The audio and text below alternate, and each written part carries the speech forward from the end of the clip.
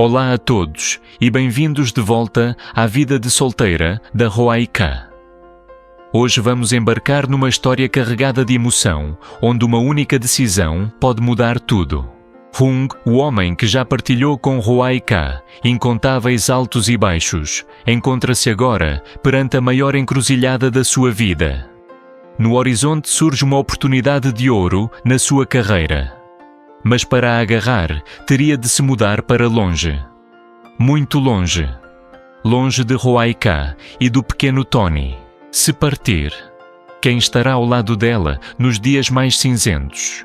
Quem será o abraço seguro para Tony quando a noite cair? Mas essa oportunidade é o sonho que Hung persegue há anos. Recusá-la poderá ser um arrependimento para toda a vida. Ficar significaria abdicar de um futuro profissional promissor. Partir significaria perder momentos insubstituíveis junto da família que construiu com tanto carinho. E agora, o que irá Hung escolher? Ficará para proteger o seu lar e o amor que nele habita, ou partirá em busca de um futuro novo, ainda que distante? A resposta vem já a seguir. Não se esqueçam de deixar o vosso gosto e subscrever o canal para continuarmos juntos nesta emocionante jornada. O comandante chegou muito cedo naquela manhã. Diferente do habitual, não havia pressa nos seus gestos. Sobre a secretária repousava uma pilha de dossiês meticulosamente alinhados. No topo, uma folha com poucas linhas, mas com um peso capaz de mudar para sempre o destino de algumas vidas. Pegou nela, pousou-a e voltou a pegá-la. Os olhos percorriam as palavras, mas a mente estava longe perdida, em memórias de noites geladas, de patrulha do pão seco, partilhado às escondidas das rondas silenciosas, onde a camaradagem era mais forte que o frio. Aqueles homens não eram apenas colegas, eram irmãos de armas. Mas naquele dia, alguns teriam de partir. Do corredor ecoaram passos. Hung e outro agente aproximavam-se da sala de reuniões. Vinham a rir com chávenas de café fumegante na mão, alheios ao que os esperava. A porta abriu-se. Entraram e sentiram logo a diferença. Não havia o burburinho habitual das manhãs, mas sim um silêncio denso, quase palpável, apenas quebrado pelo tic-tac do relógio. O comandante no fundo da mesa mantinha o olhar fixo no documento. Ergueu-o devagar e avançou a voz firme, mas carregada de peso.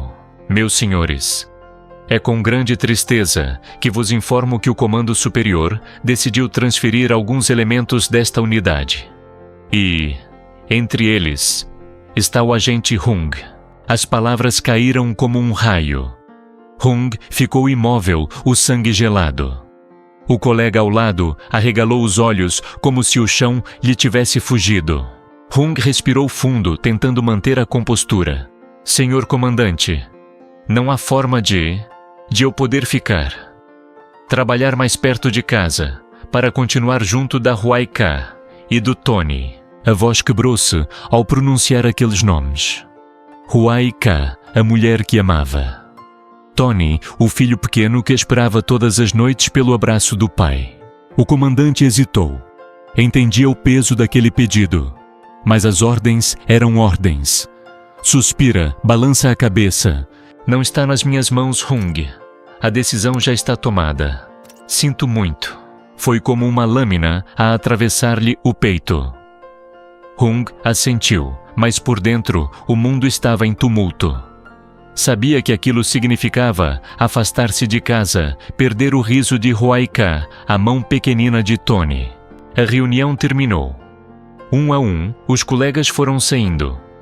Hung ficou sozinho, encostado à varanda do segundo andar. Ao longe, a luz baça do sol filtrava-se pelas nuvens e caía sobre a rua que conhecia de cor. Vieram-lhe à memória as tardes de bola, com o filho, os jantares simples, mas cheios de amor, o cheiro do caldo de peixe da Ruai-Ka. Momentos banais, mas agora tão raros e preciosos. Fechou os olhos. 2 caminhos lutavam na sua mente, dever à farda ou dever à família. Escolhera aquela profissão por paixão para proteger os outros. Mas nesse percurso, perdera demasiados instantes da infância do filho. Agarrou com força a grade da varanda. Um pensamento formou-se com nitidez. Desta vez não ia deixar passar. Ia ficar. Ficar para ver Tony crescer. Ficar para viver e não apenas para chegar a casa tarde demais. Ficar para finalmente ser mais do que um nome numa escala de serviço. A tarde ia se tornando mansa. O sol, já mais baixo, deixava cair uma luz suave sobre o caminho ladeado de árvores que levava até à velha casa da família de Huayca. Encostada à encosta, com as paredes de cal gastas pelo tempo e o telhado de telha vermelha coberto por um véu de musgo, a casa parecia guardar histórias antigas. O silêncio do lugar só era quebrado pelo chilrear dos pássaros na mata distante e pelo sussurro das folhas de milho secas no quintal.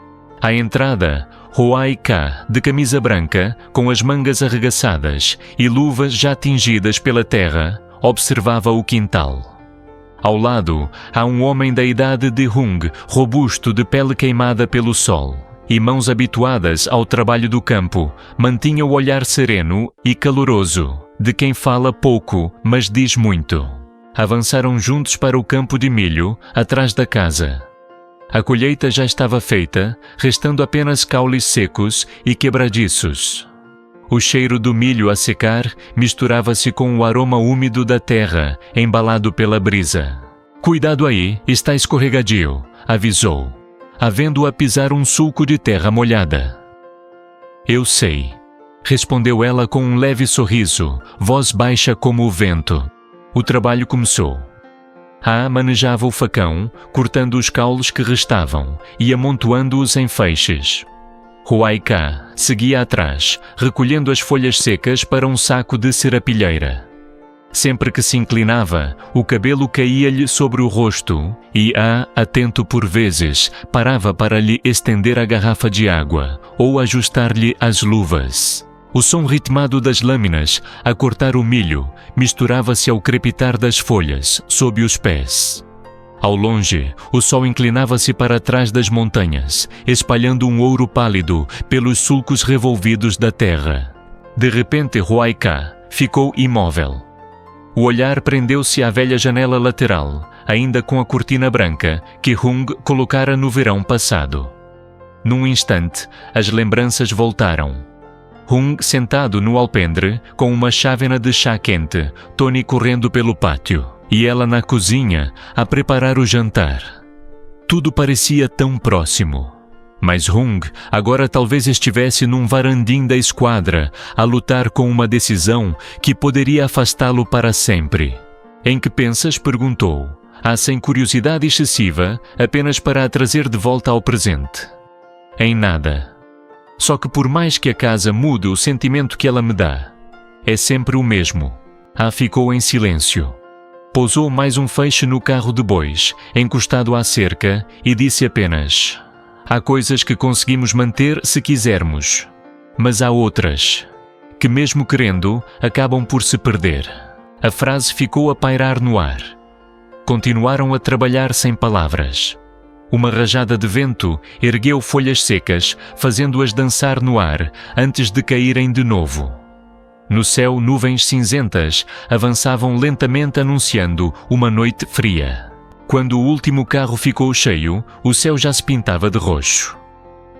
Pousou o facão, sacudiu o pó das mãos e murmurou: "Pronto. Amanhã venho ajudar-te a acabar aquele canto. Obrigada. Não sei como te agradecer." Ele limitou-se a sorrir, o sorriso de quem sabe ficar um passo atrás, sem invadir a história de um passado, mas sempre presente quando é preciso. "Huay." Cá ficou à entrada do quintal, a olhar a terra nua. Aquele lugar tinha perdido as hastes verdes, mas estava pronto para uma nova sementeira. Perguntou-se se o coração humano poderia ser assim perder o que mais ama e ainda assim encontrar força para receber o que o futuro trouxer. E com esse pensamento entrou em casa. Lá fora, no quintal limpo, ainda pairava no ar o cheiro do milho e o calor tímido de um sol que já se despedia. Dù vậy, Hoài ca không thể cứ nằm yên mãi trên giường, cảm giác rằng vẫn phải làm gì đó để cảm thấy có ích đã thôi thúc cô đứng dậy. Hoài ca bắt đầu dọn dẹp nhà cửa, lau chùi từng góc nhà giúp bà Bảy. Cô biết mình không thể cứ phụ thuộc vào người khác mãi, dù bà Bảy đã rất tận tâm giúp đỡ cô. Sau khi dọn dẹp xong, cô cảm thấy một phần nào đó của mình đã trở lại với cuộc sống bình thường. Bà Bảy vẫn lo lắng cho tình hình của cô, nên khi thấy Hoài ca đứng dậy làm việc, bà bảo cô nghỉ ngơi, đừng làm quá sức. Hai người ngồi lại cùng nhau trò chuyện vui vẻ. Mặc dù có những lúc Hoài ca chỉ im lặng, nhưng bà Bảy luôn cố gắng tạo dựng không khí thoải mái khiến Hoài ca cảm thấy dễ chịu hơn. Những lời nói của bà ấm áp và chân thành giúp Hoài ca dần dần cảm nhận được rằng mình không còn cô đơn nữa. Một lúc sau, Hà về nhà sau một ngày làm việc vất vả. Cả ba ngồi lại quây quần bên nhau. Dù Hoài ca chỉ mới là người xa lạ, nhưng trong không khí ấm cúng ấy, cô cảm nhận được sự chân thành và tình cảm từ hai người. Hà không nói nhiều về quá khứ của cô, mà chỉ lắng nghe, quan tâm và chia sẻ những câu chuyện đời thường. Cảm giác ấy, tình cảm ấy khiến Hoài ca thấy ấm lòng, như thể cô đã tìm thấy một nơi an yên trong cuộc sống của mình. Dù chưa hoàn toàn hồi phục, nhưng Hoài ca bắt đầu cảm thấy mình có thể tin tưởng vào những người xung quanh, và có lẽ đây chính là bước khởi đầu cho một chương mới trong cuộc đời cô, nơi tình người và sự chia sẻ sẽ giúp cô vượt qua mọi khó khăn.